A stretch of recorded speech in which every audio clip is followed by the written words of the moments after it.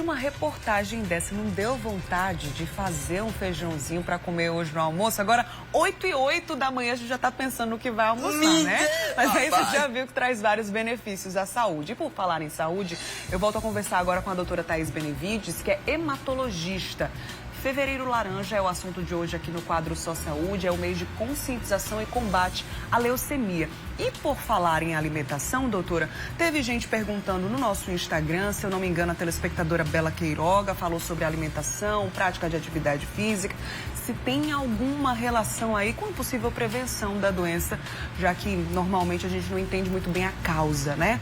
Dá para prevenir com essa vida mais saudável de alguma forma? Na verdade, eu adorei a reportagem do feijão, né? Que a gente sempre reforça que é rico em ferro, como alguns alimentos são ricos nos nutrientes da medula óssea. Então, feijão, fazer suco verde, espinafre, brócolis, misturar com algum suco cítrico, comer carne também, que é rico em ferro. Mas, assim, acho que a pandemia também nos ensinou que cada vez mais que a gente se cuida, a gente está mais preparado fisicamente para, em caso de vier uma doença mais grave, nosso organismo já está mais saudável para suportar e vencer, né? Ainda falando sobre alimentação, a nossa telespectadora Patrícia perguntou se existem alimentos que podem causar a leucemia. A gente falou aqui sobre a alimentação como forma de prevenção, mas algum alimento específico pode causar a doença, doutora? A leucemia em si não, mas eu reforço que cada vez mais a gente está se alimentando de alimentos multiprocessados, industrializados, enlatados, que não é bom, né? A gente fala comida de verdade, como a gente viu aí, o prato de arroz e feijão levou até emagrecimento, a saciedade. Então, eu acredito que tudo deve ser um contexto, muita coisa a gente ainda não entende, mas priorizar alimentos saudáveis mesmo, frutas, e também outras práticas como atividade física, dormir bem, né? Cuidar da saúde mental, tudo acho que faz parte de um contexto de você se fortalecer, mesmo que não previna uma doença tão grave. A gente ainda não falou sobre o diagnóstico. Como é que esse diagnóstico é feito, doutora?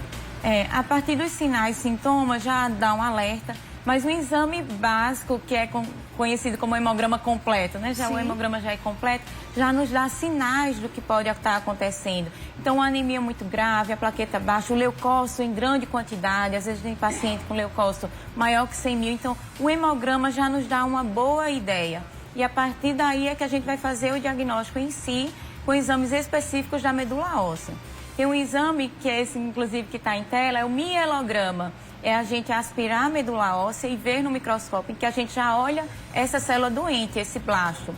Outros exames também a partir da medula óssea, cada vez mais a gente tem que fazer, que é o cariótipo, outro exame chamado imunofenotipagem, e exames de biologia molecular, né, que são mais avançados, porque, como a gente vai falar, acredito mais à frente, as terapias hoje em dia são mais direcionadas, cada vez mais terapias-alvo, né, da doença. Sim, eu tinha até visto uma pergunta aqui, não estou achando em meio a tantas, mas uma telespectadora falando sobre crianças. É uma doença que acomete muitas crianças também, doutora. Existe algum motivo para isso? Bruna, na verdade, a leucemia, uma específica chamada leucemia linfóide aguda, é o câncer mais comum da infância. Então, por isso que a gente acaba conhecendo até filhos de parentes ou filhos de amigos, muita gente, campanhas de internet. Mas a notícia boa é que, por mais que seja o câncer mais comum da infância, a leucemia linfóide aguda, também ele é bastante curável. Então, geralmente, mais de 80% dessas crianças serão curadas. Ainda falando, aproveitando que você falou aí sobre cura, né? Existem formas de tratamento mais específicas para adultos e crianças, né? Independente do caso, como é que você avalia também os avanços da medicina em relação ao combate à leucemia mesmo? Primeiro, o tratamento a gente vai dividir daqueles subtipos, se a leucemia é aguda ou crônica. Na leucemia aguda, basicamente, a quimioterapia, na maioria das vezes paciente internado, endovenosa, né? Uma poliquimioterapia. Naqueles outros tratamentos, naquelas outras leucemias crônicas, hoje em dia nós temos até comprimidos, né? Medicações orais, terapias-alvo, que vai tratar essa leucemia. Outra modalidade que a gente não vai ter uma reportagem agora em seguida é o transplante de medula óssea, né? O transplante de medula óssea, a chance de cura desse paciente em si, que é aquele em que vem um doador, né, que pode ser relacionado, aparentado ou do banco. Então a gente reforça sempre como é importante fortalecer esse banco de medula. E aí eu vou reconstituir essas células da medula que estão doentes por células saudáveis. E cada vez mais o avanço, a medicina, né, avança, a gente está acompanhando mais, inclusive pela Covid-19. Hoje em dia tem terapias celulares, que é a modificação da própria célula do sistema imune do paciente, que é uma terapia chamada de células T, ou CAR T-cell, em que essa célula do sistema imunológico, ela vai combatendo a leucemia ao longo da vida. Nossa. Então, as perspectivas estão cada vez melhores. Que bom, que bom. A gente falou lá no comecinho, né, do quadro Só Saúde, até no bloco anterior, sobre alguns sintomas da leucemia e citamos entre eles o aparecimento de manchas. E aí uma nossa telespectadora, a Nilda, diz que às vezes aparece no corpo dela algumas manchas escuras. Ela perguntou o que pode ser e como saber se tem uma associação ou não. A gente está vendo aí até uma foto, né, que é um exemplo de um tipo de mancha aí. E aí, como saber, né, doutora, se essa mancha escura que aparece eventualmente no corpo tem alguma ligação ou não com a leucemia? Na verdade, mais comum, tem muitas manchinhas roxas que a gente chama de púrpura ou equimoses, que na verdade são fragilidades capilares, em sua maioria, popularmente conhecido como maniconia. Então, nesses casos, não é para se preocupar, é só a fragilidade do seu vaso sanguíneo. E aí, fortalecer alimentos ricos em vitamina C, que ajuda a fortalecer o colágeno dos seus vasos.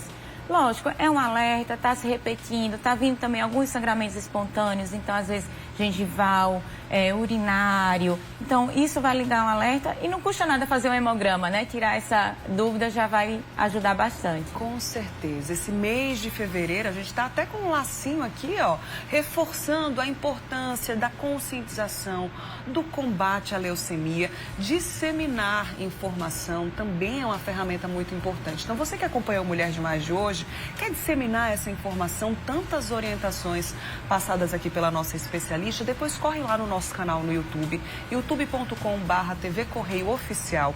Pega esse conteúdo e compartilha. Às vezes a gente compartilha tanta bobagem, né? Que tal, né? Levar informação para sua família, para pessoas que você conhece. Aproveita essa oportunidade também, já que a gente está na reta final desse mês. Doutora, obrigada, viu? Pelas informações e por compartilhar um pouquinho do seu tempo com a gente. Obrigada e até a próxima. Muito obrigada, eu que agradeço. Um tema tão relevante e quanto mais a gente fala, mais também a chance de cura e o diagnóstico é mais precoce. Obrigada mesmo. Com certeza. Obrigada e boa semana. Até mais. Muito bem.